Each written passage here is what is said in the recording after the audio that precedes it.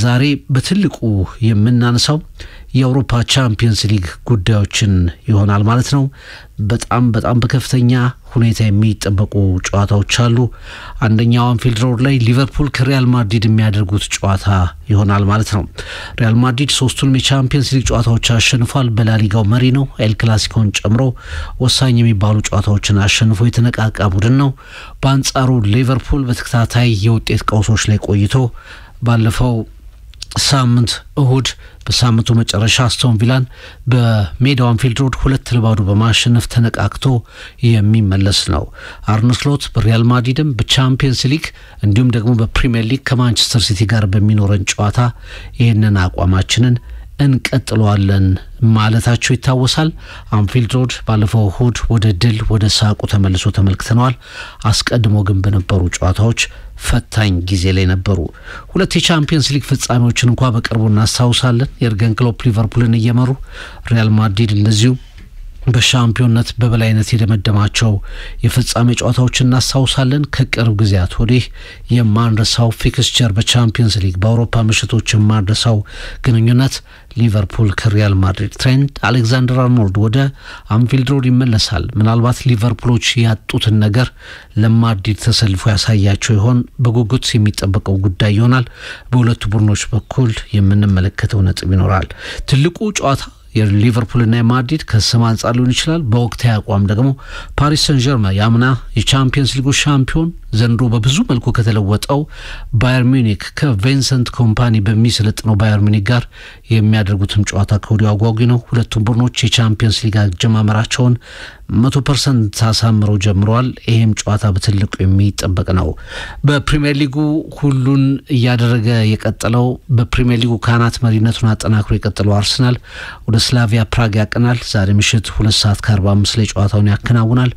ናፖሊ ከኢንትራ ፍራንክፈርት፣ አትሌቲኮ ማድሪድ ኦኖ ሴንት ግሉስ፣ ቦዶ ግሊምት ከሞናኮ፣ ዩቬንቱስ ከስፖርቲንግ፣ ኦሎምፒያኮስ ከፒኤስቪ፣ ቶትናም ስፐርስ ከኤፍሲ ኮፐንሃገን ዛሬ የሚደረጉ ጨዋታዎች ናቸው።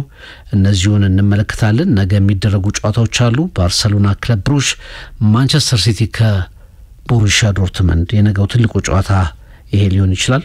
ኒውካስል ከአትሌቲክ እንደዚሁ መታየት ያለበት ጨዋታ ይሆናል። እነዚህን ጨዋታዎች ተንተርሰን ሰፋ ያሉ ነጥቦችን የምናነሳ ይሆናል።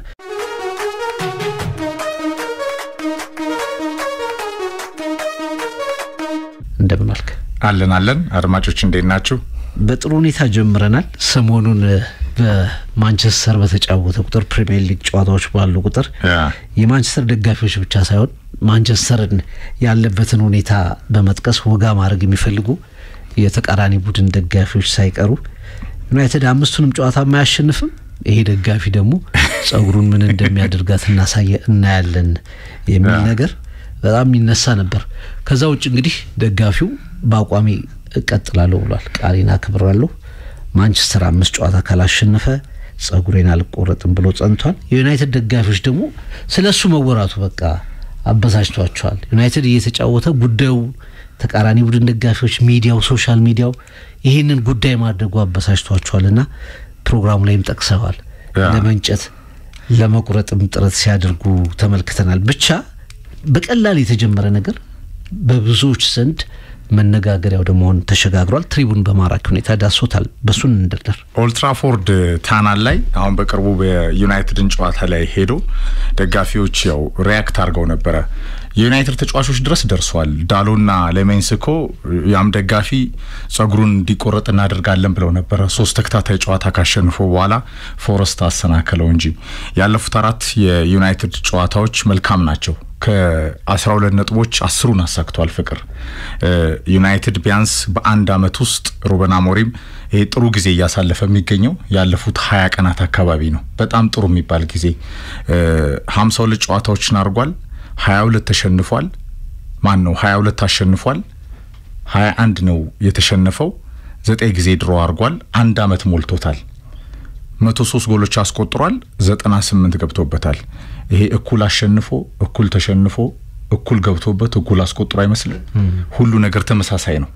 ይሄ ውጤት ስታይ የሚያባረር ነው እኮ ግን አሰልጣኙ የመጣበት ጊዜ ይፈልጋል ፕሮሰስ ነው ሲስተሙ ይሰራል የሚለው ሌላ ጥያቄ ነው አሁን የዩናይትድ ደጋፊዎች ክለቡ በውጤት ዝቅታው አበሳይቶ በጣም ይሄ ሰማይ ስለሰቀለው ብስጭቱን በክለቡ መናደር ትተው አሁን በደጋፊዎች መናደር ጀምረዋል ፍራንክ ኤሊት እኮ ከአንድ አመት በፊት ነው ቻሌንጁን የጀመረው የዩናይትድ ግን ቁልቁለት ከአንድ አመት በፊት የነበረ ነው 13 አመት ሆኖ እኮ የኖረበት ነው የከረመበት ነው ኑሮው ነው ዩናይትድ ይሻሻላል ወይ ነው እንጂ አሁን ኤሊት ለምን ያበሳጫል ቢቢሲ ስካይ ስፖርት እና ኤስፔን ትልልቆቹ ሜንስትሪም ሚዲያዎች ጭምር ሽፋን እየሰጡት ነው እንዳጋጣሚ እንጀራም አገኘ ታወቀ የሰውዬ ክለቡን ይወዳል ለአመታት ደግፏል መኖሪያው ስፔን ነው መቀመጫው ስፔን ነው በቅርቡ ነው ማንዲ ወለደው ፍራንክ ኤሊት ይባላል ሲአር7 ሲቀለድ አልሰማም እንዲያውን ከፒርስ ሞርጋን ከ21 ሰዓታት በፊት በነበረው ኢንተርቪው ሞንታጇ ወጣለች ፍቅር ከፍተኛ ተከታታይ ይኖረዋል ተብሎ ይተበቃል የሮናልዶ ይሄ ዩአር ክሪስቲያኖ ዩቲዩብ ቻናል ላይ የሚጫናል ወደ 77 ሚሊዮን ሰብስክራይብ አለውና ዩናይትድ 5 ተከታታይ ጨዋታ ከማሸነፉ በፊት እኔ 1000 ጎል ደርሳለሁ አሁን 950 ምናምን ደርሷል 50 እንዳካይ ደርሷል እና 1000 ነው ስሞላ ነው ዩናይትድ 5 ጨዋታ የሚያሸንፈው ግን እነዚህ ታሪኮች ጧት ላይ በፔጃችን ማስቀምጠነው ነበርና ለምሳሌ ፍራንክ ኤሊት ሐሳብ ይዞ ነው የመጣው በፕሪሚየር ሊግ ውድድሮች ብቻ አይደለም ፍቅር ዩናይትድ የለማ ሌላ ውድድር ላይ ከፕሪሚየር ሊግ ውጭ አይጫወት ኤፍኤል እንኳን እንዳያጣጣው በዛ አሳጥማጅ ተሸንፎ ወጣ ያ ማን ነው አምጣልኝ ክለቡ ገና እኔ ራሱ ለንደን ነበርኩ ያኔ የአሳጥማጆች ከተማ ነች ግሪምሲ ስለዚህ ባላንስ እንኳን እንዳይሰራ አንድ ሶስቱን በዛ ጣቶ ቶሎ እንዳይቆረጥ ቻምፒየንስ ሊግ የለ ዩሮፓ ሊግ የለ ኮንፈረንስ ሊግ የለ ከሳምንት እየተጠበቀ ነው የሚጫወተው ፕሪሚየር ሊግ ላይ 5 ጨዋታ ማሸነፍ ደግሞ ህልም ነው ሁሉንም ያሸንፋል ዘንድሮ ይሄንን ጀርመን ሳለው በባየር ሙኒክ እንግሊዝ ላይ እንደዚህ አይነት ባህል እንዳለ ይነገር የነበረ ሰማ ነበር አየሁት አለኮ ጋርዲዮላ ስለዚህ የሚገርምህ ዘሰን ዛሬ ይዞት በወጣው መረጃ መሰረት ፍቅር ለምሳሌ ሰር አሌክስ ፈርጉሰን 86 መተው ፍቅር የምታስታውሰው ነው ፈርጉሰን ትልቁ የዩናይትድ የውጤት አባት ናቸው ግን ላሞሬምም እንደ መጽናኛ ሊሆነው ይችላል ፈርጉሰን በዩናይትድ 5 ተከታታይ ጨዋታ ለማሸነፍ ፍቅር 462 ቀን ጠብቀዋል ከ462 ቀን በኋላ ነው ፈርጉሰን 5 ተከታታይ ጨዋታ ያሸነፉት በጣም የሚገርም ፈርጉሰንን የሚበልጥ እኮ ተገኘ የደረጃ ሰንጠረዡን ከፍ አድርጎ የሚመራ አርቴታ እንደ ዘሰን መረጃ ከሆነ ማይክ አርቴታ 2 አመት በላይ ፈጅቶበታል 731 ቀን ፈጅቶበታል አርቴታ 5 ተከታታይ ጨዋታ ያለማቋረጥ ለማሸነፍ ለምሳሌ አርሰናል ሳውዛምፕተንን አርሰናል ዌስትሃምን ከዛ ሊድስን አርሰናል ሰንደርላንድን ከዛ በኤፍኤል ደግሞ ኖርዊችን አሸንፎ ነው ከ731 ቀናት በኋላ ነው አርቴታ ፕሮሰሱ ሲሰራ ግን ዛሬ የፕሪሚየር ሊጉ አውራው ቡድን የማይደፈረው ቡድን መድፈኛው ሆኗል ፈርጉሰንም ሲጀምሩ የፈጀባቸው ቀናት በጣም ሰፊ ነው ፍቅር 462 ቀናት ነው ዴቪድ ሞይስ 131 ቀናት ፈጅቶባቸዋል 5 ጨዋታ ለማሸነፍ ቫን ሃል 114 ቀናት ፈጅቶባቸዋል ጆዜ ሞሪኒዮ 134 ቀናት ፈጅቶባቸዋል 5 ጨዋታ ለማሸነፍ ፍቅር ሶልሻየር በጣም ይገርማል 15 ቀናት ብቻ በ15 ቀናት ነው 3ቱን ጨዋታዎች ያሸነፈው 5ቱን ጨዋታዎች በተከታታይ ያሸነፈው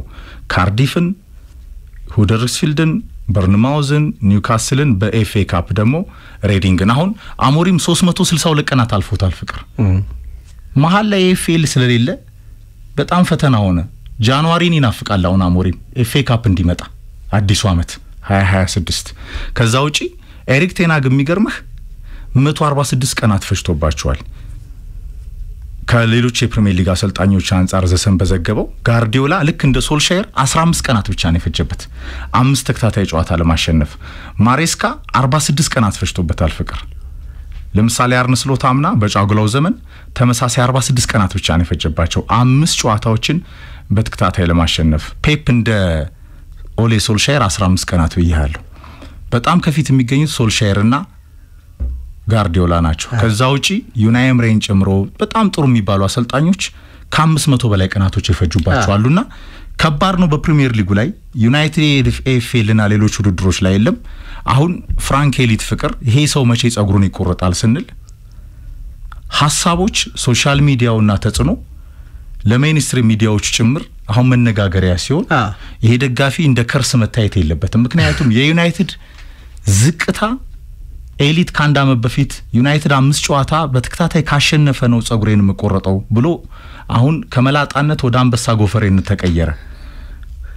5 ጨዋታዎችን ወደፊት ቆጠረ። የሚገርም ፕሮግራሙ ላይ ጠቅሶታል። 420 ምናምን ቀናት ይገባል አሞሪም ዩናይትድ ሳይሸንፍ በነገር ላይ እንደገና ከዜሮ ነው የጀመረው። ጥቅምት ፎረስት አሰናከለ 5 ማለት ነው የተጀመረው። አሁን ከአንድ አመት በላይ ሆኖታል። እንደዚህ ነገሮች አሁን ይሄ አሁን 5 ጨዋታ ማን መቼ አሸነፈ የሚለው ነገር የመጣው ራሱ ከዚህ ቻሌንጅ ተነሰነው ርዕሰ ጉዳይ ታረገው ይላል። አንደኛው ፖዚቲቭ ነገር ምንድነው?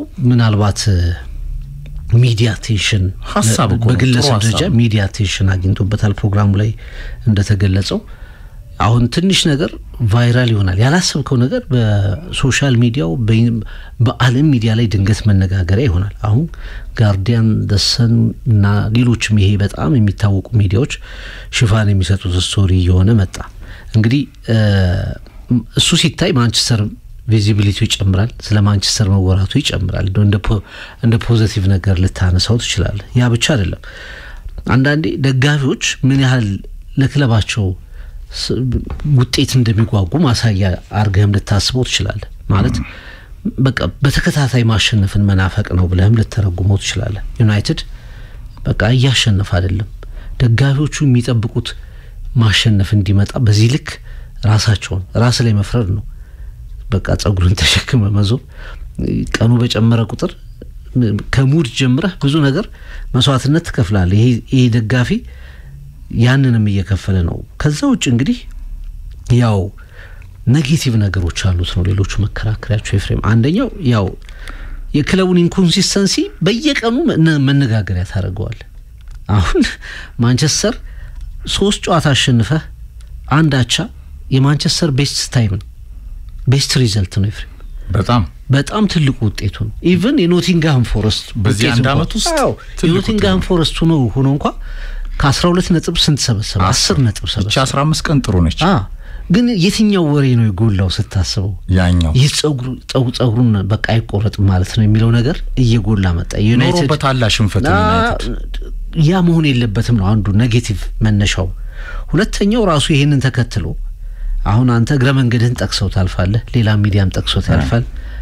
ማንቸስተር 2 ጨዋታ የተባለው የሩበን አሞሪም ቻሌንጅ አሁን ድንገት የሆነ ሰው ቤቱ ሆኖ በስልኩ በፈጠረው ቻሌንጅ ምክንያት 5 ወደሚለው አደገ። ፈርጉሰንን ታመጣለህ፣ ሌሎች አሰልጣኞችን ታመጣለህ። የአርቴታ ወጣ ድንገተኛ። አሁን አርቴታ ወራጅ ነው በፍራንክ ኤሊት የደረጃ ሰንጠረዥ 761 ቀን ድንገት አላስፈላጊ አቴንሽን አላስፈላጊ ጫና ያመጣል። ዘመኑ እኮ ነው። ሁለተኛው የፋን ፕሬሸር ያመጣል።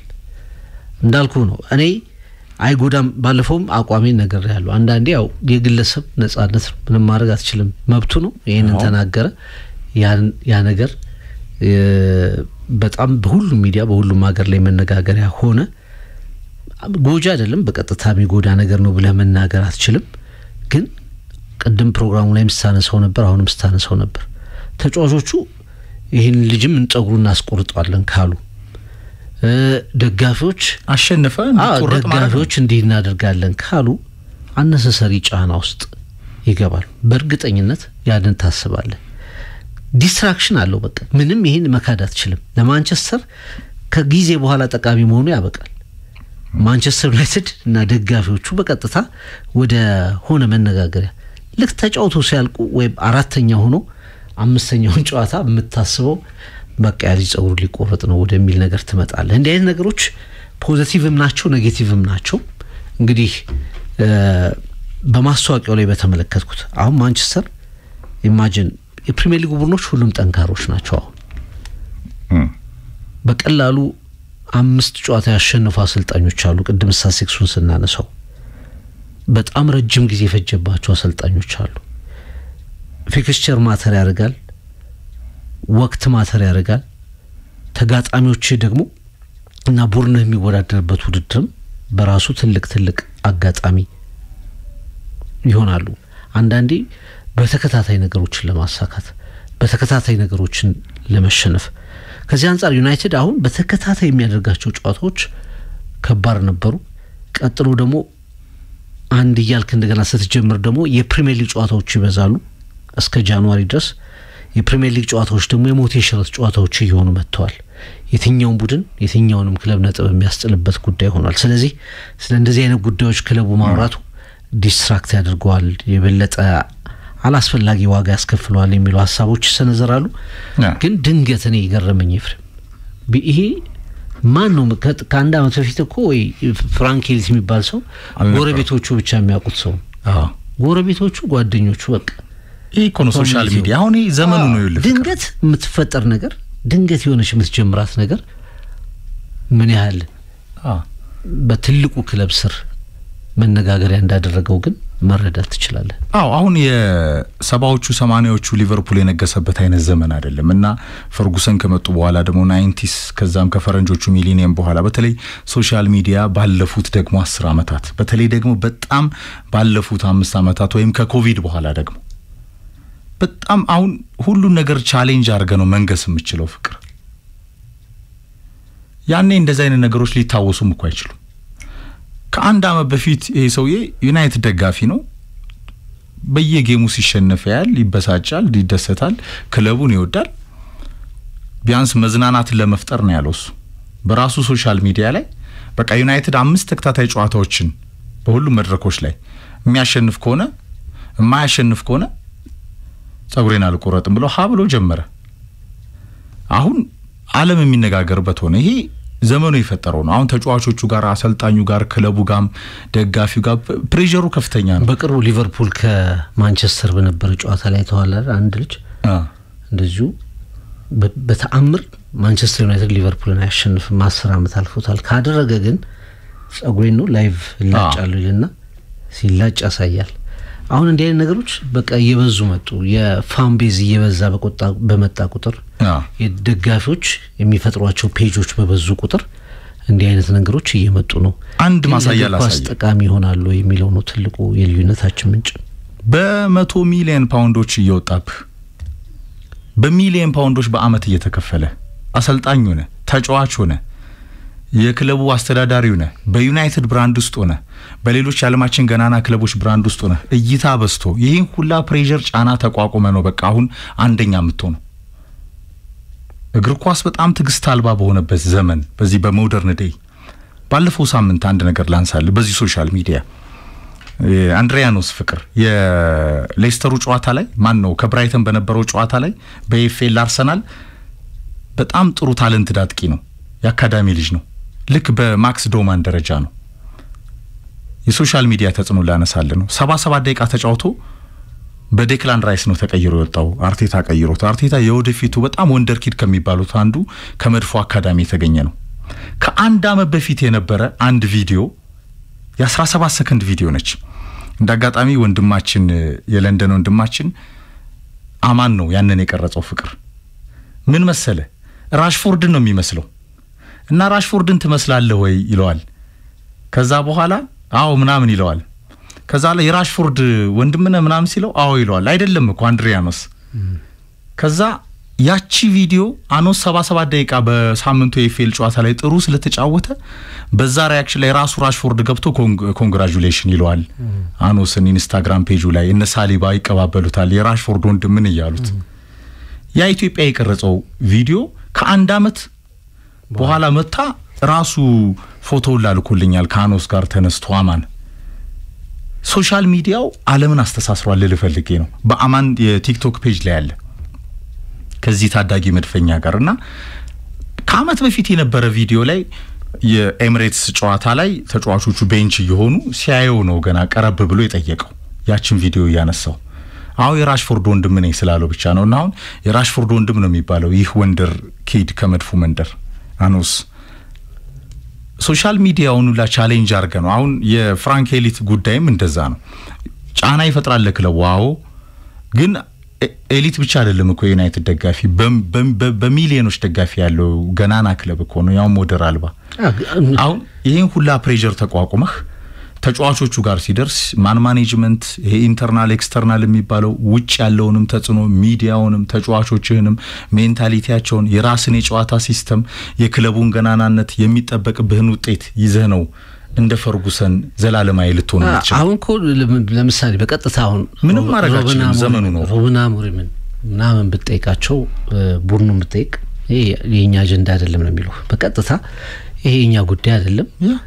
ምናምን ነው የሚሉ ግን ነው ነገር ግን ምንድነው በፊት ትራዲሽናል ሚዲያው ሬዲዮ ቲቪ ጋዜጣ የምትለው ነው አጀንዳ ሴት የሚያደርገው አጀንዳ የሚሰጥህ የምትወያይበትን ነገር የምትነጋገርበትን ነገር የሚሰጥህ በቃ የሜንስትሪም ሚዲያው ታጣራለህ ትመዝናለህ ጠቃሚ ነው ወይ ትላለህ ከማህበረሰብ ከፕሮክሲሚቲ ከብዙ ነገሮች አንፃር ከመርህ ከብዙ ነገሮች መዝነህ ይሄን ዜናም አታረጋውም በርግጠኝነት አንድ ደጋፊ ነው ሰሙዌር ያለ እንዲህ አይነት ሽፋን አትሰጠውም አሁን ግን ነው ነገር ሶሻል ሚዲያ የሆነች ነገር ይዘህ መጣ ይሄ ልጅ የና አጀንዳ መጣ ጥቅምት 2024 አንድ አመት ጥቅምት 5 አሁን ግን ኢማጂን ኢምፓክቱን በቃ አሁን ማንቸስተር ዩናይትድ 4 ጨዋታዎች አልተሸነፈም ከሚለው ዜናና ማንቸስተር ዩናይትድ ደጋፊ ኤሊት አልተቆረጠም ከሚለው ዜና የትኛው ተሰማበል ኢማጂን ምን ያህል ዲስትራክቲቭ እየሆነ እንደመጣ ይሄ ቶ ምንም ጎጂ አይደለም ጸጉር መቆረጥ ያለ መቆረጥ ጉዳይ ነው አንዳንዴ ግን የሚዲያ አጠቃቀማችን ወደ ያንዳንዳችን መምጣቱ በስልክም ጭምር አንተ አጀንዳ ፈጣሪ ነጋዜ ብዙ ሰዎች ላይ መድረስ የመቻል እድል ተፈጥሯል ለያንዳንዱ ሰው ይሄ እንዴት ማሳያ እንደሆነ ጥሩ ማሳያ እንደሆነ ቆይት ይችላል ኔጌቲቭሊ በደንብ ፖዚቲቭሊ ሚዲያ እንዴት ወደ ሲቲዝንስ ወደ ዜጎች መውረዱን የምትረዳበት አጋጣሚ ይመስለኛልና ይሄ ደጋፊ አይታወቅም ከአንድ አመት በፊት አሁን ማንቸስተር ዩናይትድ በተጫወተ ቁጥር ከተጫዋቾቹ በላይ ከቡድኑ ጋር የሚነሳ ሰው ሆኗል ይሄ እንደው የምታነሳው ምክንያት ስላላቸው ነው እንደ ዩናይትድ ደጋፊዎች ከውጤት መጓጓት ሊሆን ይችላል ከዩናይትድ ተቃራኒ ያሉ ደጋፊዎች ደግሞ በቀላሉ የሚያነሷት እንትነች ገብቷል በቃ ማብሸቂያ የምትላት እግር ኳስ ላይ አሁን የኔ ክለብ ይበልጣል አንተ ክለብ ይበልጣል ሻምፒዮን ትሆናለህ አትሆንም የሚለው ነገር በሶሻል ሚዲያው ምክንያት በጣም ተጋግሏል አሁን ራሱ በነጻነት ኮሜንት መስጠት አትችልም አንድም ቡድን መተቸት አትችልም ከስር የትችት ማት ይዘንብብሃል ወደው ሚዲያው ያመጣው ነገር ነው እና አንድ ነገሩን ያገነነው ጉዳይ ምንድነው ማንቸስተር ዩናይትድ ክለቡ ማንቸስተር ዩናይትድ መሆኑ አንድ ሁለት ተቃራኒ ቡድኖች ተቃራኒ ደጋፊዎች ከዩናይትድ ተቃራኒ ያሉ ደጋፊዎች ይሄንን ፒክ ማድረጋቸው ሶስት ያው እንግዲህ ሩበን አሞሪምንም ዳሰስ አንዳንዴ ሂዩማን በሆነ መንገድ ለሚተቹ ሰዎች ለመጻፍ ለሚፈልጉ ሰዎች ይሄን ሰውዬ እንደ ሲምቦል ነው በቃ ሩበን አሞሪም የማንቸስተርን ዲክላይን የውጤት ዲክላይን ለማሳየት የዚህ ልጅ ጸጉር የማንቸስተር ውጤታማነት ጋር ተያያዘ ምንድነው አናሎጂ መሰራት ተጀመረ ይሄን ስታዩ ምን አይነት የሚዲያ በፍጥነት ለሚሊዮኖች መድረስ ዘመን ላይ እንዳለን ሌላ ማሳያ ሊሆን ይችላል እንጂ ከ5 ከ6 አመታት በፊት ለኒውስ እንኳን መታበቀው ጉዳይ አይደለም ዜና እንኳን መታረገው ጉዳይ አይደለም በሜንስትሪም ሚዲያው ላይ እንደዛ ነው አሁን ግን ዘመኑ ነው ፍቅር የሚያስማማን የመጨረሻው ነጥብ ለሚሊዮኖች አሁን ያሉበት ዌቭ በተለይ በሶሻል ሚዲያው ላይ የሚታወቅ ነው የባሰ ገና ይሆናል ከዚህ የባሰ ይሆናል እንደ ነፍሰ ጡር እኮ ቀን እየቆጠረ ነው ዴይ 391 92 ይያለ አሁን ገባ በዚህ ሂደት ውስጥ ነው እንግዲህ ማሳያ ይሆነው በተለያየ መንገድኛውን አንስተናል ፕሮፋይሉንም ለመዳሰስ ሞክረናል አዝናይ በሆነ መንገድ የፍራንክ ኤሊትን ግን ዋናው ነገር ኦፖርቹኒቲ ነው የተጠቀመው እንደ ደጋፊነቱ መብቱ ነው ለምሳሌ እኮ ኦልድ ትራፎርድ ታና ላይ በዚህ በቻርልተን ስታንድ ጸጉሩ ሊነጩ ያሉ የዩናይትድ ደጋፊዎች እኮ ዋናው ፕሮቮክ ያደረገው እኮ ተቀጣ ላይፍ ታይም ማንቸስተር ዩናይትድ እኮ ነው የቀጣው ያው የግለሰብ ነጻነት ማንቸስተር ዩናይትድ እኔ ክለብ ላይ ያላቀጥክ ነው ብሎ እኮ ይሄን ደጋፊ ከስቴዲየም አልከለከለው አይችልም በቃ የክለቡ ደጋፊ ነው ከፍሎ ይገባል ያል መጥፎ ነገር አላደረገም እንደገና ያው ኢንስፓየር ነው ያደረገው እንጂ ክለቡ ነው ይል አይደለም አሁን ክለቡ ቆይቷል በውጤት ዝቅታ ውስጥ ለምንድን ነው ኤሊት አጀንዳ የሚሆነው እንዴት እንደ ከርሰንደርግማን ይቆጠራል ለማንቸስተር ዩናይትድ ብርቅ ነው እንደ መሸነፍ ኖሮበታል እኮ ከፈርጉሰን በኋላ ለምንድን ነው ከሀቅ ጋር ተቃራኒ የምንቆመው አርቴታ እኮ አወጣበት እኮ አርቴታውን 761 ቀን በመጀመሪያዎቹ 2 አመታት አርቴታ 5 ተከታታይ ጨዋታ አላሸነፈም በሁሉ መድረኮች ፕሮሰሱ ግን ሰርቷል ዩናይትድን ጸንሰው ፈጥረው ለታላቅነት ያበቁት ኃያሉ ሰው ሰር አሌክስ ፈርጉሰን እኮ ከ462 ቀናት በላይ ከ86 እስከ ደምርበት 462 ቀን ኦልሞስት 2 አመት ሊሞላ ነው እሳቸውም አላሸነፉ ከዛ በኋላ ነው ግን ኃያሉን ቡድን የገነቡት ሊባረሩ ጫፍ ደርሰው አሞሪም ከተነቃቃበት ይሄን ክራይሲስ ይሄ የሚሰራ ሲስተም ካለው ተጫዋቾች ከተገዙለት ዩናይትድን ወደ ቀለሙ ካመጣ አሞሪምም እንደዚህ ተቀሳል አሁን 362 ቀን አልፎታል እሱም እንደዚሁ ተከታታይ 5 ጌሞችን አንድ ነጥብ የመጨረሻ አሁን ዩናይትድ በሌሎች መድረኮች ላይ ስለሌለ ነው ፍቅር ፕሪሚየር ሊግ ላይ ግን ብቻ አይደለም አሁን በሁሉ መድረኮች ላይ ነው አሁን የዩናይትድ ሌላ አንድ ፈተና ነው ከፕሪሚየር ሊግ ውጭ ስለማይጫወት ዘንድሮ በጣም ሊቆይ ይችላል ስለዚህ መነጋገሪያነቱ አሞሪም ራሱ ያውቀዋል መቼ 5 ጌም እንደሚያሸንፍ ተጫዋቾቹ ማየቱም አይደለም ኤሊት ለማንኛውም ፍራንክ ኤሊት ድንገት አነጋጋሪ ሆኖ ጸጉሩን ከተቆረጠ 1 አመት የሆነው ኮከብ ትሪቡን ዶክመንተሪ ፕሮግራማችን ላይ ዳሰስ ነው መቼ ይመስላል አንተ 2029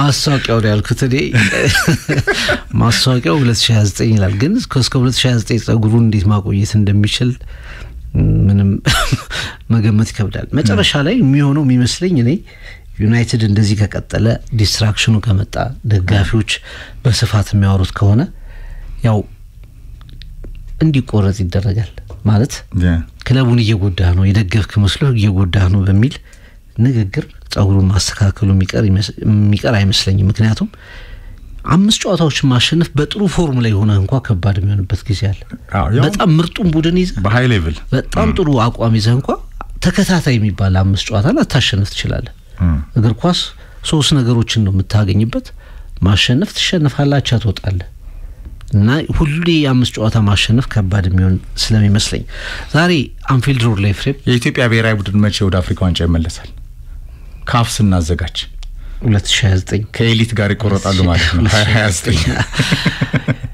2029 ለምሳሌ በማጣሪያ ስለማያልፍ የለም እንደው መንግስት ይሄ ያያዘው መልካም ፕሮጀክት ገፍቶበት 2029 ካስተናገድን አለፍን ማለት ነው በነገር ላይ አፍሪካ ዋንጫ ከምን ጊዜውም በላይ ቀላል ሆኖ ነበር እኛንን ያከበርነው እንጂ አሁን አፍሪካ ዋንጫ የቁጥሩ ጉዳይ 24 ከደረሰ በኋላ ፍሬም ብዙ ሀገራት ተተዋል በነገር ላይ 57 አካባቢ ናቸው አፍሪካ ሀገራት አይደል አሁን 55 ብዙዎቹ ደሴቶችም በጣም ደሴት ሆኖ ጥሩ ሆኖ እንደ ኬፕ ቨርድ አይነት ትንሽ ሆኖ በጣም ትልቅ ደረጃ ይደርሱ አሉ ግን ደግሞ በቅድመ ማጣሪያ የሚሸነፉ ብዙ ሀገራትን ቀንሰ ኦልሞስት ሳንሰር አይሆንም የ50% እድል ነበር አያልኩ ያለው እኮ የነበረውን እድል ብንጠቀም ከምን ጊዜውም በላይ ቀላል ሆኗል በ8 ሀገራት ጨምሯል አሁን የዓለም ዋንጫን ኢማጂን 10 በመድረሱ ኮታው 9 በቀጥታ የሚያልፉ አንዱ ደግሞ ያው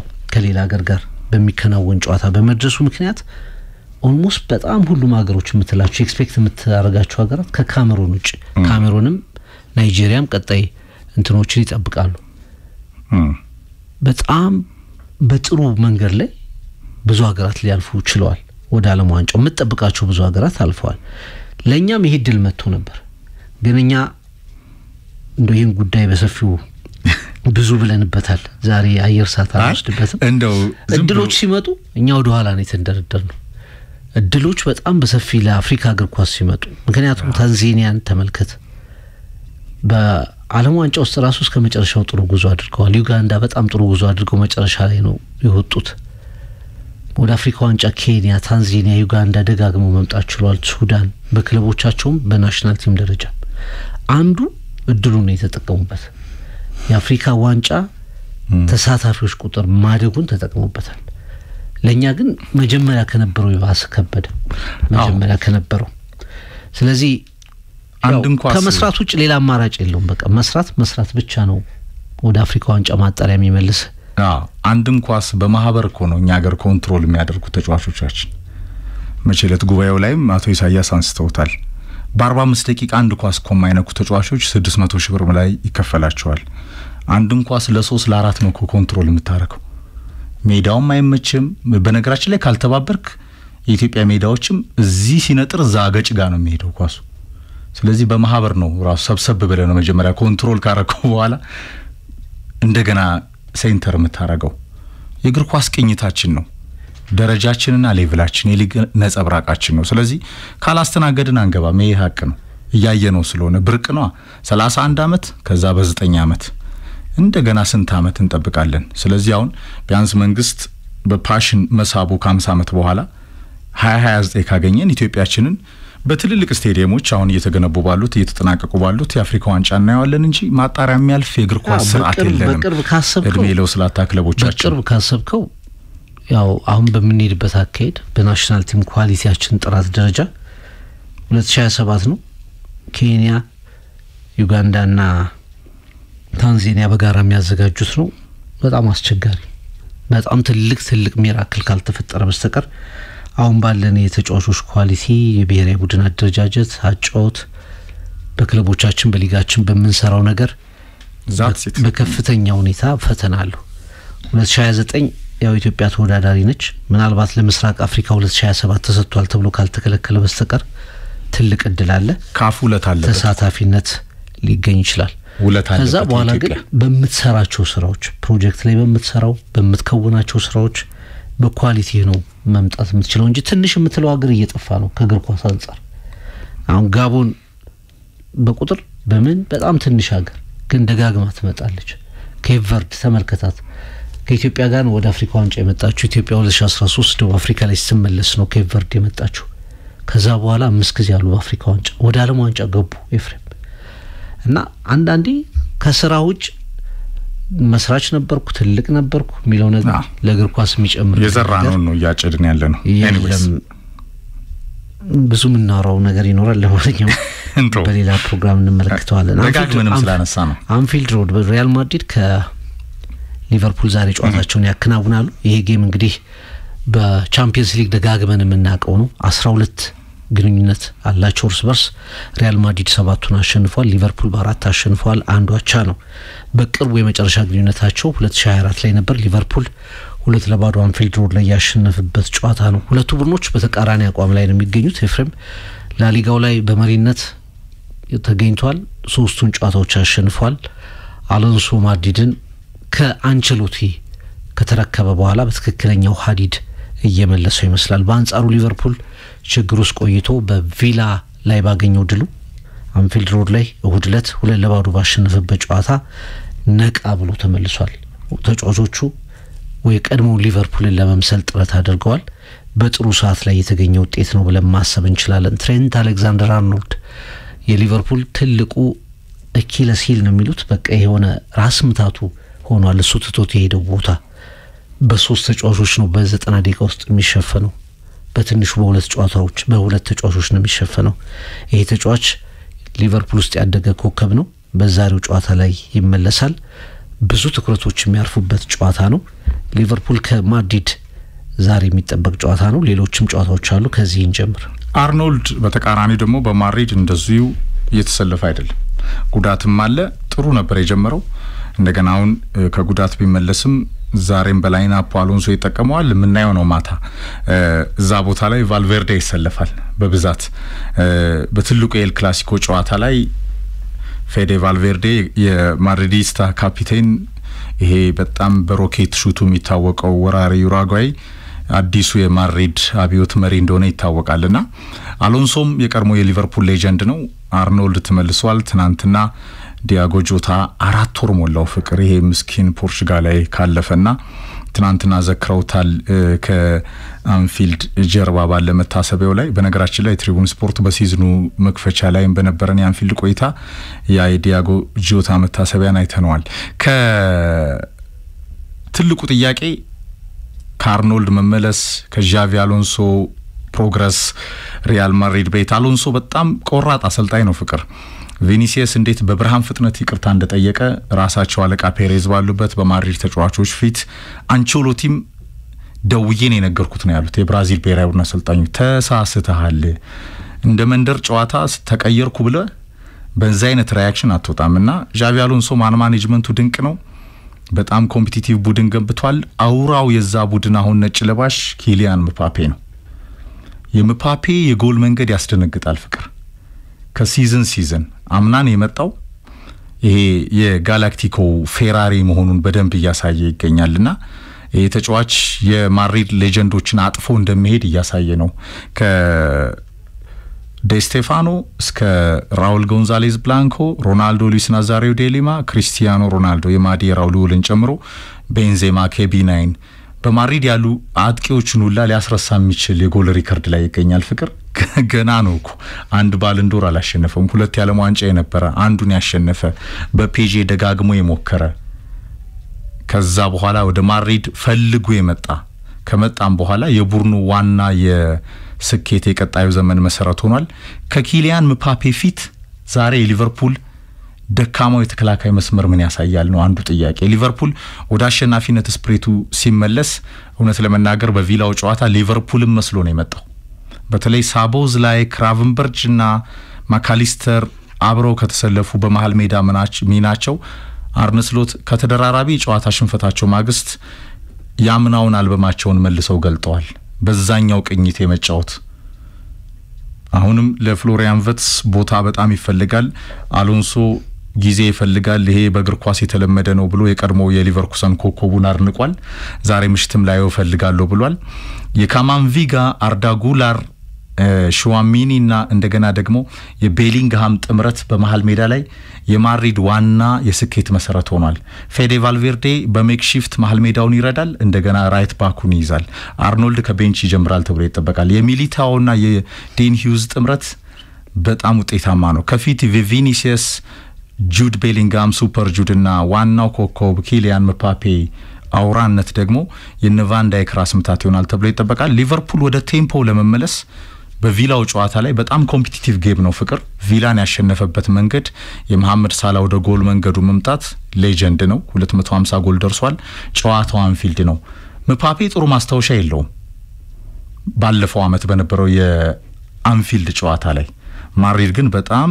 ሌላና ሌላ ቡድን ናቸው ትልቅ ጨዋታ ነው ያለን በቻምፒየንስ ሊግ ክላሲክ ናይት የአምናው ሪያል ማድሪድ በብዙ መልኩ ተቀይሮ ተመልክተናል እውነት ለመናገር ማድሪድን ማሰልጠን በጣም ከባድ ነው ምክንያቱም በየጊዜው ኢጓቸው ከፍ ያሉ ስታሮች ኮከቦች ያሉበት ቡድን ስለሆነ በየትኛውም ዘመን ላይ ማድሪድን ማሰልጠን በጣም ቀላል ሆኖ አያውቅም አሰልጣኞች ከነሱ በሚበልጡ ተጫዋቾች ፈተናው ሲወድቁ ተመልክተን እናውቃለን እስከ ቅርብ ጊዜ እስከ ቤኒቴዝ ዚዳን ሲመጣ ዚዳን ነበር ምክንያቱም ዚዳን የትኛው ሜዳውስ ማድሪድ ውስጥ ሜዳውስ ከነበሩ ተጫዋች በላይ እግር ኳስ ላይ የነገሰ ንጉስ ነበር ማኔጅመንቱ በጣም ጥሩ ነበር አሎንሶም ቀላል የምትለው አይደለም እንግዲህ ዓለም ላይ ምርጥ ከሚባሉ የሚድፊልድ ማስተሮች መካከል አንዱ ነው ከማድሪድ ጋር ላሊጋን አሸንፏል ቻምፒየንስ ሊግን አሸንፏል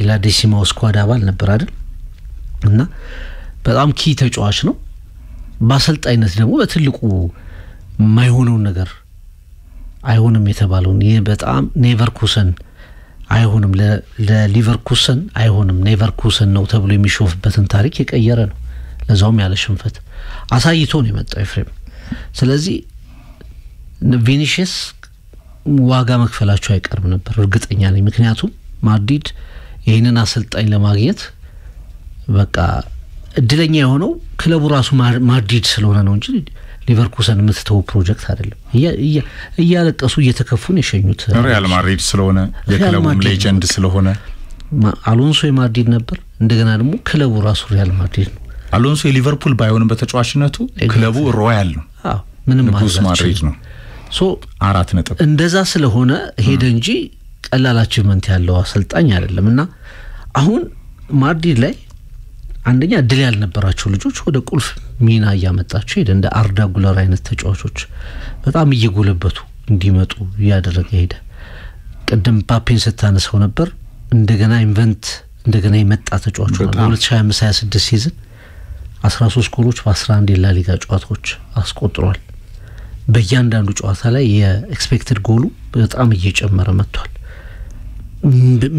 ምን አይነት የተሟላ አጥቂ ነው የምትለው ከርቀት ያገባል ድሪብል አድርጎ ያገባል በግራ እግሩ በቀኝ እግሩ ይጫወታል ሌፍት ራይት ይወጣል እንቅስቃሴዎቹ ይረብሻሉ ከመሃል በተለይ አፈትልኩ ሲወጣ በቃ የሚደርስ ተከላካይ የለም በጣም አስደናቂ አቋም ላይ ነው የሚገኘው እና የሊቨርፑልን መከላከል ደግሞ ስትመለከተው በተቃራኒው ነው ቨርጂል ቫን ዳይክ በአቋም ወርዷል ኮናቴ እንደዚሁ ነው የሊቨርፑል መከላከል በቪላው ጨዋታ ላይ የተሻለ ነበር ሮበርትሰን ከመለሰ በኋላ እንደገና ደግሞ በደብል ፒቮት በማካሊስተርና በግራቨንበርች ነበር የተጫወተው ሊቨርፑል ማጥቃቱ ፕሬሲንጉም ጥሩ ስለነበር መከላከሉ ያን ያህል ጫና አልነበረበትም ማለት ነው በቪላው ጨዋታ ቪላ በጣም ሪስትሪክትድ የሆነ ጨዋታ ነበር የነበረው ስለዚህ የዛሬው የማድሪድ ማጥቃት ግን የሚለይ ነው እንደ ቪላ በቀላሉ ተጨነ መታቆም አይነት ማጥቃት አይደለም በደንብ መከላከልን የሚጠይቅ የማጥቃት ስልት ነው ሶ የማድሪድ ማጥቃት ከሊቨርፑል መከላከል አንፃር ምናየው ነው በአንጻሩ የማድሪድ መከላከል ደግሞ የተሻለ ኮምፓክት ይሆናል በአንቸሎቲ ዘመን ከነበረው አሁን በ4-4-2 አሰላለፍ ነበር የገቡት ኤል ክላሲኮ ላይ ባርሴሎና ያን ሁሉ የማጥቃት ታለንት ይዞ ክሬቲቭ ተጫዋቾችን ይዞ ማድሪድን ሰብሮ ለመግባት በጣም ሲቸገር ተመልክተናል ቶሎ ሪግሩፕ ያደርጋል ቶሎ ጠንካራ ሆኖ ሼፑን ሲያስተካክል ተመልክተናል ስለዚህ ለሊቨርፑል ትንሽ ሜዳው ላይ መሆኑ ትልቅ አድቫንቴጅ ነው የቅርብ ጊዜ ሪካርዶችን ስናይ መጨረሻው አሸናፊ ሊቨርፑል ነው የአስቶን ቪላው ጨዋታ ትልቅ መነቃቃት ነበር በተለይ መሐመድ ሳላህን በቃ የተመለከትንበት ጨዋታ ነበር የሚል እምነት አለ ከትንሽ ስህተቶች ውጪ የምናውቀው ሳላህ የመጣበት ነበር ስለዚህ ጥሩ ጌም እናያለን የሚል እምነት አለ በዚህ ሰዓት ባለማችን ከኪሊያን ምባፔ ቀጥሎ ኤሪን ሃላንድ ይቀመጣል ሮቦቱ ፍቅር 26 ጎል ደርሷል በሁሉም ውድድሮች ሀገሩ ኖርዌይን ጨምሮ በጎል ሃላንድ ይበልጣል ግን ከኳሊቲ አንፃር እኔ ጋርዲዮላ ምን አይነት አሰልጣኝ ነው በሃላንድ ላይ ነው የገነባው ኩቡር ነው ለሃላንድ የሚጫወት እና በጣም አሁን ቤንጃሚን ሼሽኮን ሳይው ቆጫለው ፍቅር 90 ደቂቃ የቡድኑ ባዳ ገለልተኛ መስሎ ስታየው ከጨዋታው ሲስተም ጋር ዮከሬስ ነው በስተት ገብቶ ነው የሚመስለው እውነትም ይሄ እግዚአብሔር እንደሆነ አጨብጠኝ ይሄ በጣም ይገልጸዋል ዩናይትድ 12ኛ ተጫዋች በስተት ዳኛው ሳይው ያስገባኮ ነው የሚመስለው ሼሽኮ ገለልተኛ ሆኗል በቃ ባዳ አይደርስም በአጋጣሚ ነው ወደ ኳሷ እንዶ አብዳ ወደሱ ሲደርስ ነው እንጂኮ ይሄን የመሰለ ድንቅ ታለንት ላይ ፍቅር እንዴት እየተሰራ አይደለም ሂድ ለኤሪን ሃላንድ እነ በርናንዶ ሲልቫ እንዴት አይነት ኳስ ነው በጭንቅላት አሲስት ያደረገው በቴስታ ቸርኪ ምንድነው ያደረገው ሃትሪክ የሚሰራበትን እድሉ ላምክኗል እና አንድ ስጋት ሃላንድ ከተጎዳ ሃላንድ አለው የሌላ ሲቲዝንስ መንደር ነው ጥያቄው አይደለ ዮከሬስ ዛሬ የለም ለምሳሌ ፕራግ ላይ ግን ኖ ወሪ አርቴታም እኮ ተናገረ ማንንም በዚህ ሰዓት አርሰናልን የሚገጥም የአርሰናል ጥንካሬን አይቶ ይወጣል ብሏል እና ቡድኑ ከፍ ያለ ሌቭል ላይ እንደሚገኝ ተናግሯል ዮከሬስ ለንደን ነው ያለው ያለ ነምበር 9 ሄዶ አርሰናል ግን ከነምበር 9 ጋር ሙቭ የሚያደርግ አብሮ የሚጫወት የሴት ፒስ ኪንግ ዛሬም እኮ ፕራግ ላይ አርሰናል ባየር ይበራል እንዳትጠራጠር ፍቅር እንደ ልማዱ እንደገና ደግሞ ይቆጠርበታል ጥያቄ ነው ያውም ጋርዲዮላ እንግዲህ አንድ ቀን አርሰናል ይቆጠርበታል አለኩ አልገባ ብሏል እንደገናውን ታርጌት አልሞክር ብሏል የሴት ፒስ ኪንግ ብቻ ሳይሆን ኮንክሪት አርሰናል ነው እና የሃላንድ ቁጥሮች ይደንቃሉ ፍቅር ጋርዲዮላ በአዲስ የጨዋታ ስታይል ቅኝት እንደገና ሲቲን ይዞ ወደ ላይ ከፍ ብሏል። ኤሪን ሃላንድ መሰረቱ ነው። እንደ ስጋት የሚነሳው ሃላንድን የመሰለ ኢትሃድ የለም፣ ኪሊያን ምባፔን የመሰለ ማድሪድ የለም። ፍቅር ምባፔ በኳሊቲ ደረጃ ወርልድ ክላስ ነው ለኔ። ለአር9 የሚጠጋው ለአር9 የማይደገመው ብራዚል ያጥቂ ሮናልዶ ሉዊስ ናዛሪዮ ዴሊማ የሚጠጋው ነው። ኤሪን ሃላንድም ሮቦቱ ግን ፍቅር በጣም ክላሲክ ሲዝን እያሳለፈ ነው። በጣም አስደናቂ ሲዝን ኤፍሬም። በነገር ላይ ማንቸስተር ሲቲ ራሱ ጋርዲዮላ ይታወቃል አይደል? በጣም ፖሴሽን የሚወድ ኳስ ተቆጣጥሮ ካላሸነፈ በቃ ጋርዲዮላ ቲም አይደለም የሚባል ነገር የፈጠረ ተጋጣሚን አስጨንቆ ኳስ ሳይሰጥ የሚያሸንፍ አሰልጣኝ ነው። ይሄ ነው ስለ ጋርዲዮላ የምናውቀው። ነገር ግን ያንን ቻምፒየንስ ሊግ ለመመለስ ሲል እንዴት ሃላንድን ፒክ እንዳደረገው እንዴት ማንቸስተር ሲቲ እየተተቸም ቢሆን አጫዋቱ በጣም ተቀየረ እየተባለ እንዴት በትሬብል እኮ የተሳካው በሃላንድ ከመጣ በኋላ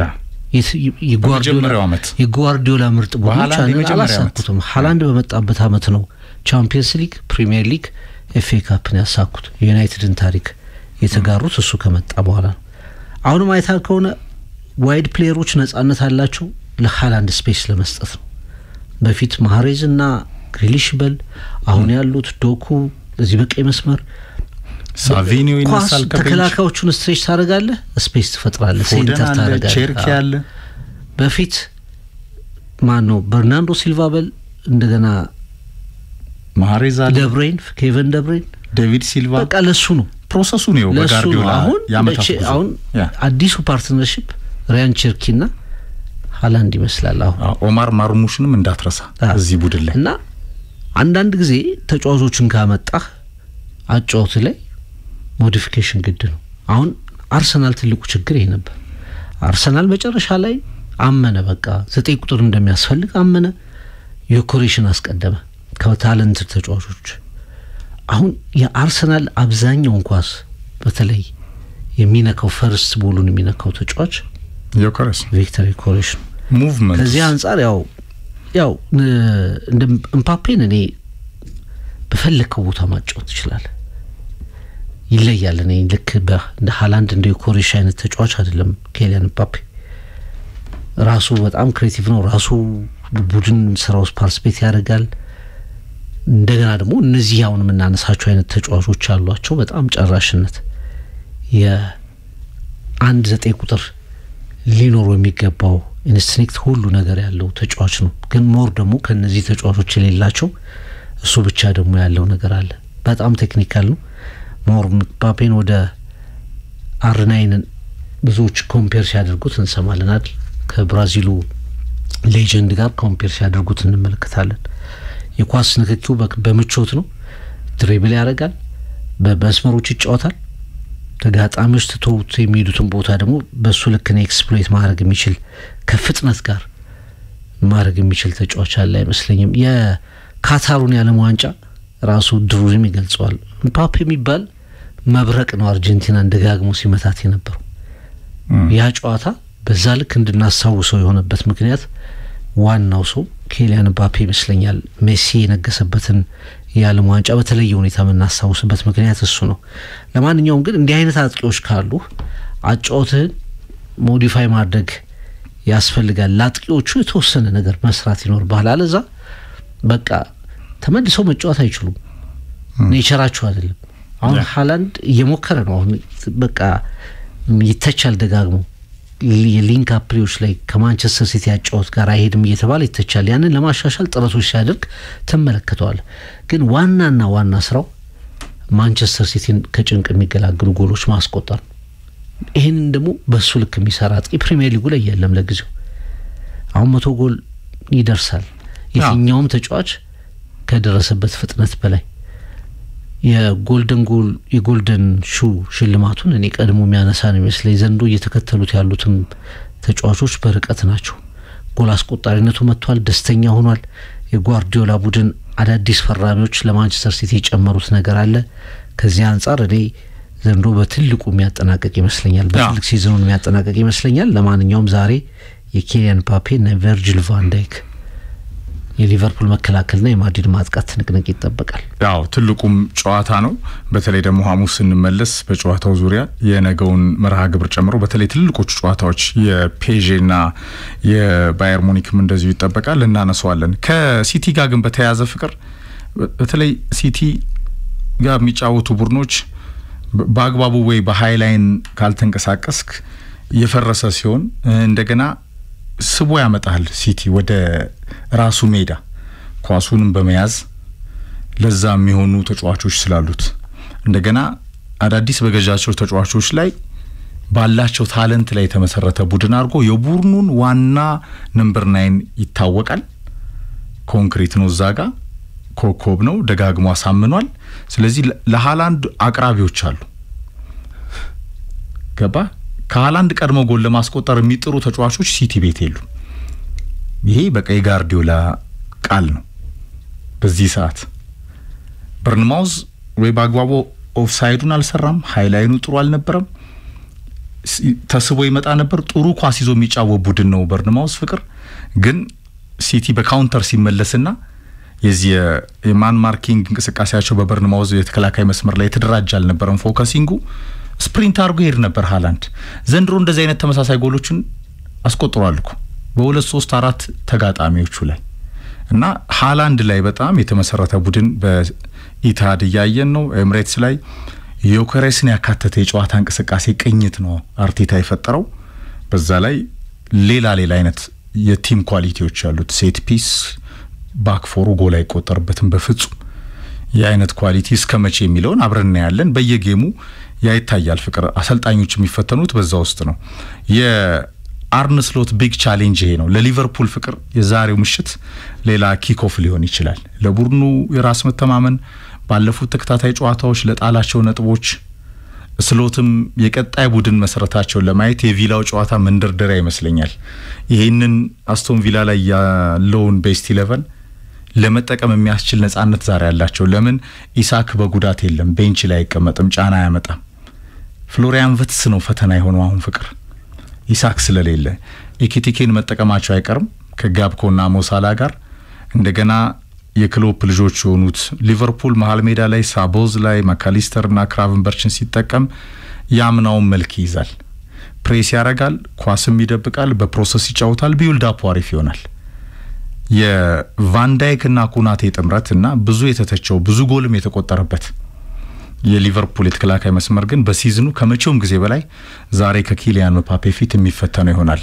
ሌላ ያልተዘመረለት ቡድን ሃሪኬን ኮምፓኒ ባየር ሙኒክ ፍቅር ከነጥንካሬው ዘንድሮ በቻምፒየንስ ሊግ ሩቅ ይጓዛል ተብሎ ይጠበቃል ሪያሊቲ ቼክ ግን ከቪቲኒያን ጨምሮ ከፔዤ ክላሲክ ኮኮቦች ይጫወታል ፔዤ ባርሴሎናን ምን እንዳደረገው አይተናል ፍቅር ዛሬም በተለይ በጨዋታው ይቀጥላል የአይነት ጥሩ ፉክክር ሁለቱም ቡድኖች 3 ጨዋታ አሸንፈዋል ፔዤም ባየር ሙኒክም ያ ብቻ አይደለም ፔዤ ያምናው ቻምፒየንስ ሊግ ሻምፒዮን ነው ከኦሎምፒክ ደ ማርሴይ በኋላ ለረጅም ጊዜ በፈረንሳይ ሊግ ሲጠበቅ የነበረውን ውጤት አምጥቷል ትናንት የተጫዋቾች ማህበር 11ዱን ቤስት ተጫዋቾች ሲመርጥ አራቱ የፔዤ ናቸው ይገባቸዋል አሽራፍ ሀኪሚ ኑኖ ሜንዴዝ እንደገና ኦስማን ዴምቤሌ ቪቲና በቤስት 11 ውስጥ ከተካተቱት መካከል ናቸው ዘንድሮም በጣም በጥሩ አቋም ላይ ነው የሚገኙት በተለይ በቻምፒየንስ ሊግ አጀማመራቸው ጥሩ ነው ባየር ሙኒክ ቀደም ባስቀመጥከው ነው ላሊጋው በቡንደስሊጋውን ጨምሮ 15 ጨዋታዎችን አሸንፏል በሁሉም ውድድሮች 15 ጨዋታዎችን አከናውነው ለ15ቱንም አሸንፏል ሁሉ ጊዜ ባየር ሙኒክ የጠበቀው ቦታ ይደርሳል በአውሮፓ ዋንጫውን ያለ ማንሳት ጉዳይ ካልሆነ በስተቀር ሩብ ፍጻሜ ግማሽ ፍጻሜ ማታጣው ቡድን ነው ባለፉት 15 አመታት ደጋግሞ ቻምፒየንስ ሊግ ፋይናል ላይ ደረሰ ነው ሁለት ጊዜ ቻምፒየንስ ሊጉን አንስቷል እና የዘንድሮ ቡድን በጣም በጥሩ ሁኔታ እየተወደሰ ይገኛል 2020 ላይ ባየር ሙኒክ ከፓሪስ ሰን ዠርመን የፍጻሜ ጨዋታ ነበርና ሊዮ ሜሲ የነበሩበት ቡድን ማለት ነው ባየር ሙኒክ 1-0 ማሸነፉን እናስታውሳለን ባለፉት 4 ጨዋታዎች ፒኤስጂ ተሸንፏል ባየር ሙኒክ የተሻለ አድቫንቴጅ አለው። እንግዲህ ድንቅ የማጥቃት ጨዋታ እንመለከታለን ብለን የምናስበው ጨዋታ ነው። ኤንሪኬ ቪንሰንት ኮምፓኒ የሰሯቸው ቡድኖች የበጣም ጥሩ ታክቲካል ባትል የምናይበት እግር ኳስ ላይ መሰረት ያደረገ ከፊዚካል ባትል በላይ ከፊዚካል እንቅስቃሴ በላይ እግር ኳስ ላይ መሰረት ያደረገ ነገር እንመለከታለን ተብሎ ነው የሚታሰበው። ሃሪ ኬን ውሳኔው ምን ያህል ትክክል መሆኑን በየጊዜው እያረጋገጠ መጥቷል። ትልቅ ዋንጫ አሸንፏል። ለሙኒክ መፈረሙ ለባየር ሙኒክ ከእንግሊዝ መውጣቱ ከቶትናም መውጣቱ በየጊዜው ትልቅ ውሳኔ መሆኑን የሚያሳይ ነገር እያደረገ ይገኛል። ጎል እንደ ልብ ነው የሚያስቆጥረው። ቀሎታል። ቡንደስሊጋው በጣም ቀሎታል። በዚህ በኩል ኦስማን ዴምቤሌ ያለ ከጉዳት ነው የሚመለሰው።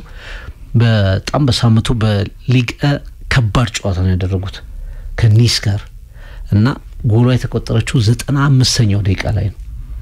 ራሞስ ነው ለፒኤስጂ ያስቆጠረው። በጣም ተፈትነው ነበር ጎንዛሎ ራሞስ። የባየር ሙኒክ ዲፌንሱ ብዙ የሚተች ዲፌንስ እንደሆነ ይታወቃል፣ ግን ማጥቃቱ በጣም ጥሩ ነው። በሁለቱም በኩል ብቻ ዛሬ ትልቁ ጨዋታ ይሄ ይመስለኛል። እኔ ከሊቨርፑልና ከማድሪድም በላይ በጣም ጥሩ ጨዋታ ይሆናል ብዬ ኤክስፔክት የማደርገው ባየር ሙኒክ ከፓሪስ ሰን ዠርሜን ይመስለኛል። ቢግ ማች ነው። ሃሪ ኬንን በተለይ ስለ ሃላንድና ኪሊያን ምባፔ ከተነሳ ሌላ በዚህ ሰዓት በሃይ ሌቭል ሞደርን ፉትቦል ላይ ሃሪ ኬን በጎል መንገዱ በጣም የተቃኘ በየጌሙ የባቫሪያኑ አዳይ ብቻ ሳይሆን በጣም በተደራጀው የባየር ሙኒክ ቡድን ውስጥ ኦፍ ኮርስ ባየር ሙኒክን በቡንደስሊጋ ኢቫሉዌት ማድረግ በጣም ቡንደስሊጋ ተፎካካሪዎቹ እየደከሙ መጡ። ኑሮው ነው በየአመቱ የሚያሸንፈው ነው ፍቅር። ሊቨርኩሰን ነው በዣቪ አሎንሶ ገባ ያለው። አልፎ አልፎ ነው እንደዚህ አይነት ፈተናዎች የሚገጥሙት እንጂ 18 የቡንደስሊጋ ክለቦች ይጫወታሉ። ያው በመጨረሻ ባየር ሙኒክ ሁሌ የሚያሸንፈው አይነት ነገር ነው። ግን ሃሪ ኬን ከስፐርስ መውጣቱ ያልከው ዶሮዋኮ ያው ይሄ ዋት ዱ ዩ ቲንክ ኦፍ ቶተናም ነው። አሁን መቼለት ቶማስ ፍራንክ ላይ የቶተናም ተጫዋቾች አየህ አይደል? አሰልጣኙን ብትሆን ሁለቱም ተጫዋቾች ለዘላለም መልሰህ ቡድኑ ማስገባት የለብህ። እኔ አሁን ቶማስ ፍራንክ ቶተናም እነዚህ ተጫዋቾች ሲጫወቱ ካየው ይገርመኛል። ፍራንክ በዛ ዋንጫ ብርቁ በሆነ በአርሰናል እድሜ ልኩን በሚቀና የሰሜን ለንደን ጎረቤት ውስጥ ፍቅር እንደዚህ አይነት ሌዚ ፕሮፌሽናሎችንና አሰልጣኛቸውን ጭምር እያናገሯቸው ይሄንን ስቲ ፈርጉሰን ፊት፣ ጋርዲዮላ ፊት፣ አርቴታ ፊት፣ የርገን ክሎፕ ፊት፣ ካርሊቶ ፊት በጣም ሌጀንዶቹ ፊት እስቲ ያርግ እንዴ! አሁን መልበሻ ክፍሉ ነው ዜሮ የሚገባብህ። የሰማነው ነገር የለም። ኢሚዲየት ሪአክሽን ይቅርታም ሲጠይቁ ምን አላየንም። ሄድ ኮች ዋናው አሰልጣኝ እያናገረህ ዞር በልብለ ስትሄድ ለምሳሌ አሎንሶ ላይ ቪኒሲየስ በጣም ትልቅ ተጫዋች ነው እኮ በጣም የኤል ክላሲኮ ቶፕ ኦፍ ዘ ማች ነበር፣ ግን የሌለ ባህሪ ነው ያሳየው። የሚገርም አሎንሶ በዛው ጨዋታ ላይ ቪኒሲየስ ገባ ወደ ታናሉ ከአሎንሶ ስታፍ አንደኛው አብሮ ተከትሎ ገባ። አሎንሶ ነው የላከው። ተመልሰ መተ ተቀመጥ እስከ መጨረሻው ትንቅንቁንና ድራማውን እይ። ይህንን ማትፈጽም ከሆነ ከእንግዲህ በዚህ ቦታ የለም በዚህ ክለብ እኔ እስካለው ድረስ ነጠላ ጫማውን አርጎ ነው የመጣው። ከዛም ላምባጓሮ ዋና ተዋናይ ሆነ ከላሚን ያማል ጋር እንደገና ይቅርታ ጠየቀ። በቃ ይሄ ዲሲፕሊን ይፈልጋል በዚህ በፕሮፌሽናሉ ዓለምና ቶተናም ፍቅር ዋንጫን ከቶማስ ፍራንክ ጋር ካሰበ የባሰ አታንጣ ነው አሁን ያሳዩት የደጋፊዎች ማን ነው የተጫዋቾቹ ሪአክሽን እና ቶማስ ፍራንክ በቀጣይ የሚለው ዋት ዱ ዩ ቲንክ ኦፍ ቶተናም ነው። ቶተናም ሁሉ ጊዜ ቶተናም ነው በሚለው ብናስኬደው ግን ዛሬ ሊቨርፑል ከሪያል ማድሪድ፣ ፔዤ ከባቫሪያኑ በጣም ትልልቅ ጨዋታዎች ናቸው። አርሰናል በፕራግ እንደዚሁ አለ። ጨዋታው 1 ሰዓት ጨምሯል። ምሽት 5 ሰዓት ላይ ነው የሚደረገው። ከዛ ውጪ ስፐርስ በስፐርስ ስታዲየም ኮፐንሃገንን ያስተናግዳል። ፓሪስ ሰን ዠርሜን በሜዳው ፓርክ ደ ፕሪንስ ይጫወታል። ኦሎምፒያኮስ ፒኤስቪን ያስተናግዳል። ባለፈው ቻምፒየንስ ሊግ በአስደናቂ ሁኔታ በ6 ጎል ልዩነት ናፖሊን አሸንፈዋል አይንዶቨኖች። ሊቨርፑል ከማድሪድ፣ ዩቬንቱስ ሌላኛው አዲስ አሰልጣኝ አመቷል ስፓሌቲን ከስፖርቲንግ ሊዝበን ጋር ይጫወታል። ቦዶ ግሊምት ኤስ ሞናኮ፣ አትሌቲኮ ማድሪድ ከኡኒዮ ሰንት ግሉስ፣ ስላቪያ ፕራግ ከአርሰናል። የአርሰናልና የናፖሊ ጨዋታ ቀደም ያለ ነው። አርሰናል ከስላቪያ ፕራግ እንዲሁም ደግሞ ናፖሊ ከኢንትራ ፍራንክፈርት የሚያደርጉት ጨዋታ ምሽት 2 ሰዓት ከ45 ይከናወናል። ሌሎቹ ጨዋታዎች በሙሉ ምሽት 5 ሰዓት ላይ ይደረጋሉ ማለት ነው። እንግዲህ ሐሙስ በሪቪው ፕሮግራማችን ዘርዘር ያሉ ነገሮችን ይዘን እንመጣለን። ቀረም ትለው ሐሳብ ካለ መጨረሻ አጠራርገን ንገረን ከዛ ውጭ እንሰናበት። አዎ በመጨረሻ ሰዓት እንዲምታጣድፈኝ ነገር አለ። የመጨረሻ ሰዓት ሐሳብ ይመጣላል እንጂ ሲያርሰበን ከክርስቲያኖ ያለው ኢንተርቪው ያነጋገረ ነው። አንዷን ብቻ ከፒርስ ሞርጋን ማለቴ ሲያርሰበን ከክርስቲያኖ ነው ያልኩ ዩአር ክርስቲያኖ ዩቲዩብ ላይ ለማለት ነው። ከፒርስ ሞርጋን ስለ ቴናግ ቴናግ ለመጀመሪያ ጊዜ ኦልድ ትራፎርድ እንደደረስኩ አለ ተገናኘን። ገና እንዳዩኝ ሜሲ ይበልጣል ማንቸስተር እንደደረሱ እኮ ነው። በነጋታው ደግሞ እኔ አልኩ አንተ አሰልጣኝ ሳትሆን ኮሜዲያን ነህ። በቃ እኔ የእግር ኳስ ኮሜዲያን አይቻላቅም የሚሉ ሰው ምናልባት ኮሜዲያኑ ወልቭስን ሊይዙ ይችላሉ። ግን እሳቸው ምን ሆኖ ነው ገና ሮናልዶ እንደጨበጡ ሜሲ ይበልጣል የሚሉት? እንግዲህ ኢንተርቪውን አይተን በሰፊው ሐሳብ እንሰጥበታለን። አክተሩ ግን ብዙ ሊያስብል የሚችል ነው። በጣም ብዙ የምናወራበት ቃለ ምልልስ እንደሆነ ከሞንታጁ ከፕሮሞሽኑ በደንብ ተረድተናል። ሪትም ይመስላል። ትሪቡን ስፖርት ይዞት ይመለሳል።